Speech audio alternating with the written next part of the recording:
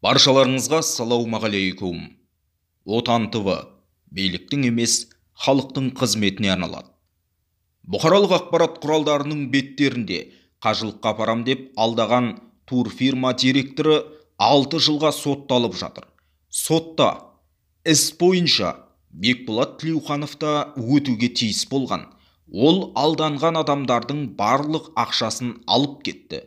Бірақ қандай да бір себептермен ол іс бойынша одан жауап алынбады деп мәжбүрлі түрде өзінің пікірін білдіріп жатыр сотталушы. Бұл мәлімдеменің анық-қанығын тергеп тексеретін орган бар ғой. Алдында экс-дәстүрлі әнші, композитор һәм өнертанушы Бекболат Тілеухан ақпын, тазамын, бұл турфирманың қожайыны мүлде танитын адамым емес деп еді. Сотталып кетіп бара жатқан адам мұндай сөзді ерігіп айтпайтыны түсінікті. Егер қандай да бір қатысы болмаса, сондықтан ендігі сөзді Тілеуханнан һәм тергеушілерден күтетін боламыз. Сонымен, қоғамды дүр сілкіндіріп жатқан бұл жаңалық туралы егжей-тегжейлі баяндауды жөн көріп отырмыз. Шымкентте 245 адамның умра қажылыққа жинаған ақшасын жымқырған Кәусар Travel директоры 6 жылға сотталды. 26 қыркүйекте Шымкент қалалық қылмыстық істер жөніндегі ауданаралық соты Кәусар Travel компаниясының директоры 27 жастағы Медет Мұратбайұлын қылмыстық кодекстің алаяқтық бабы бойынша айыпты деп есептеп 6 жылға бостандығынан айырды. Айыпталушы тағылған айыпты мойындамай үкімге келіспеді. Судья Әнел Орақбаева шығарған үкім бойынша туризм саласында жұмыс істеу құқығы 5 жылға шектелген Медет Мұратбекұлы түрме жазасын қауіпсіздігі орташа түзеу мекемесінде өтейді. Қылмыстық іс материалына қарағанда Медет Мұратбайұлы Instagram парақшасы арқылы 245 адамды Сауд Арабиясына умра қажылыққа апаратыны жөнінде хабарландыру жариялап 254 миллион теңгеден аса ақша алған көрінеді. Сотта Кәусар Travel компаниясының директоры Медет Мұратбайұлы ақшаны парламент мәжілісінің бұрынғы депутаты, әнші Бекболат Тілеуханға бергенін мәлімдеді. Қазір 238 адам қалды. Қалған адамдардың ақшасын қайтардық. Компанияның 522 миллион теңгесін, өзімнің 328 миллион теңгемді Бекболат Тілеуханға бердім. Ақшаны аударғанымды растайтын банк құжаттары бар, оны көрсете аламын. Бекболат Тілеуханның үстінен ұлттық қауіпсіздік комитеті полицияға арыздандым деді сотталушы. Судья айыпталушы іс бойынша Бекболат Тілеуханның атын атағанымен оны айыптауға дәлел келтіре алмады деді. Бұдан бұрын Бекболат Тілеухан бұл іске қатысы жоқ екенін, халықтың ақысын жымқырмағанын әлеуметтік желіде мәлімдеп, Құран ұстап тұрып ант еткен еді. Ал енді кімге сенеміз? Неліктен бұл адам тек қана Бекболат Тілеуханның есімін атады? Одан басқа адамдардың барлығы да жүрген жоқ па деген үлкен сұрақ туындайды. Бекболат мырза бұл істе неге ақталып жатыр? Өзі үстіне ақ киім киіп, қолына Құран ұстап, ант беріп, халықтың алдына шыққан ақын әрі экс-депутаттың мұндай әрекетке баруына не түрткі болды? Қазақта жел тұрмаса шөптің басы қимылдамайды деген аталы сөз бар. Айран ішкен құтылып, шелек жалаған тұтылған заман емес пе? Кімге сеніп, кімнің ақпаратын жоққа шығара аламыз? Бекболат Тілеухан мырзаның бұл тұрғыдағы іс-қимылы, әрекеті күмәнді емес пе? Қалай ойлайсыз? Міндетті түрде пікірге жаза отырыңыз. Бірден айта кетейік, бұл оқиғаны Қасым-Жомарт Тоқаевтың өзі естіді.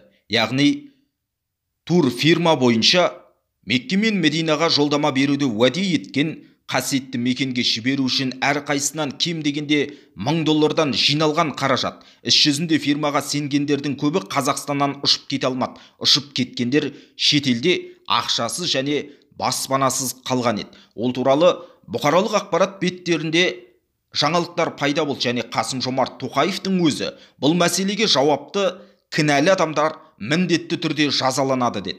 Осыдан кейін ол жақтағы қазақстандықтар елге қайтарылды.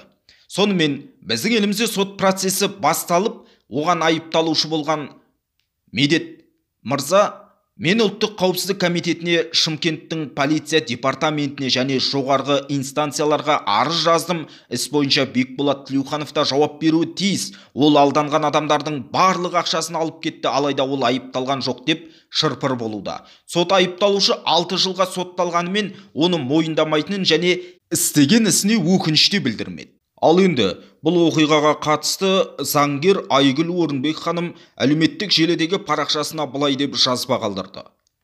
Кәусар Travel Tour фирмасы арқылы қажылыққа алданған халық ақшасын ала алмай арыз жазған еді. Қылмыстық іс фирма директорының үстінен ашылып, іс сотқа жеткен. Ал директор миллиондаған қаржыны Бекболат Тілеуханға бердім деп отыр. Қазақстан Республикасының бас прокуратурасы, Қазақстан Республикасының Ішкі істер министрлігі, Қазақстан Республикасының ұлттық қауіпсіздік комитеті Бекболат Тілеуханның үстінен неге қылмыстық іс ашылмайды? Қаржыны Бекболат Тілеуханға бердім деп отыр. Қылмыстық іс ашуға кім кедергі келтіріп отырған? Әлде намаз оқитын болған соң алаяқтық жасамайды деп отырсыңдар ма? Заң бәрімізге ортақ. Бекболат Тілеухан әулие емес, алданған халықтың ақшасын қайтарсын, деді Айгүл Орынбек ханым. Заңгердің бұл ұсынысымен сіз келісесіз бе? Төмендегі комментарийге міндетті түрде пікір қалдырыңыз. Сонымен кімге сенеміз? Құран ұстап ант беріп отырған Бекболат Тілеуханға ма, әлде сотталып бара жатып бар шындығын жеткізуді жөн көрген айыпталушыға ма?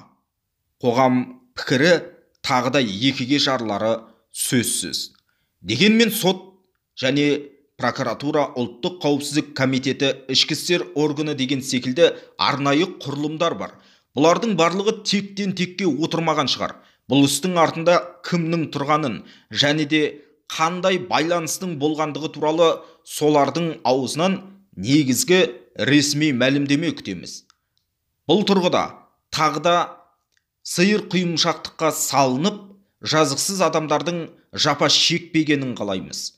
Шындық түбінде жеңіп шығатыны айдан анық. Егер Бекболат Тілеуханның бұл іске еш қатысы болмаса, оны дәлелдесін. Айыпталушы кінәлі болса, оны дәлелдесін және неліктен ол адам мұндай сөзді айтқаны туралы ресми түрде ақпарат берілуі керек. Сонда ғана халық бұл сөзге иланады. Тоқаевтың өзі басшылық қалған Кәусар Travel туралы дау-дамайдың артында кімдер тұр екен деген сұрақ әлі де көптің көкейінде жүргені айдан анық. Бұл іске қатысы бар азаматтар бәлкім түрменің ары жағында емес, бер жағында өздерін құтылдық деп мәз болып отырғанда олар. Кім білсін? Жүйені дұрыстау керек бізге. Міндетті түрде ақпараттық кеңістікті кеңейтуіміз керек. Халықтың алдында есеп берілу керек. Және кім көрінгенді кешіре беруге тағы болмайды. Төмендегі комментарийге пікір қалдырыңыз, каналға жазылып қолдау білдіруді ұмытпаңыз.